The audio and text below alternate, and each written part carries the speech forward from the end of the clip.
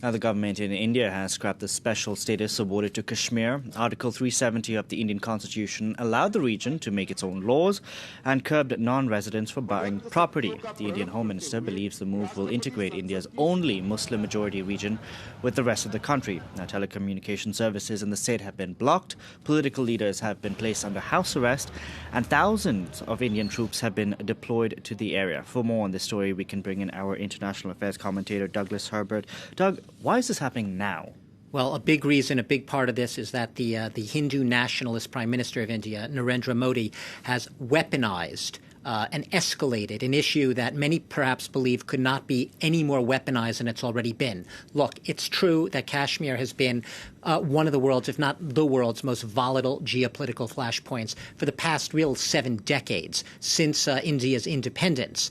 It has been fought over. 2 out of the 3 wars between India and Pakistan were fought over Kashmir. And it has also been the focal point of a separatist insurgency since 1989, for the past 3 decades.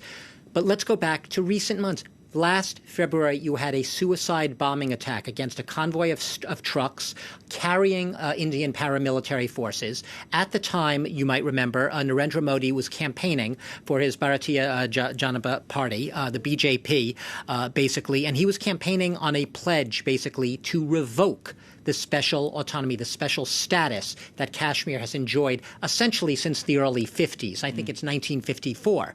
And he made it also very clear that Pakistan, he said this in the wake of that suicide bombing, he said Pakistan is going to pay a very heavy price. His rhetoric has been extremely belligerent. Who has he been appealing to? He's been appealing to the Hindu majority vote. He got a very resounding majority in parliament after this election. He was reelected.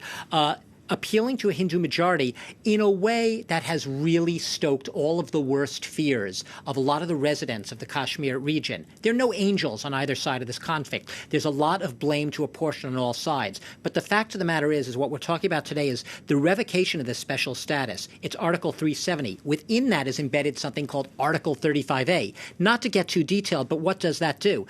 It basically, it's called a permanent residency law, and it exempted outsiders, non-Kashmiris, mainly Hindus, the fear being, to come in and settle on land, to buy property, and essentially to change the demographics. That's what the critics now accuse Modi's agenda of being. He's not saying it explicitly, but change the demographics of the region in a way that will favor Hindus and basically change a region which is India's only majority Muslim state. So what can we expect to see now? What we can expect to see now is a lot more tension where that came from. First of all, the revocation of Article 370, as it's being done right now, it's by presidential order. It's supposed to be put before a constituent assembly of the state. The problem is India has not had a constituent assembly since 1957, has not existed. So there's going to be a lot of legal squabbling over whether or not it's enough to have a presidential order. Will this have to come before the state lawmakers within Kashmir state itself, which they say obviously they should have a say in this, in something that affects them so directly? At the end of the day right now, you're going to have already simmering tensions, is putting it mildly. You already have very simmering tensions among a new generation of Kashmiris who feel absolutely victimized, stigmatized, at times terrorized by tens, if not hundreds of thousands of Indian police who've streamed in and been deployed in this Indian-administered region of Kashmir. It's only going to get worse from there. They feel right now that the Indian state is doing this in flouting all legality and without consulting with the people of Kashmir themselves. So when I say watch this space, I'm not saying it to be pessimist, but right now, from where things stand, along this path, it's not going to help matters any in Kashmir. And I see it getting a lot trickier and a lot of challenges, maybe right to the Supreme Court. Now, we'll see what happens once Kashmiris start to react, once internet services and stuff get restored. Doug, thank you very much for that. Douglas Herbert there.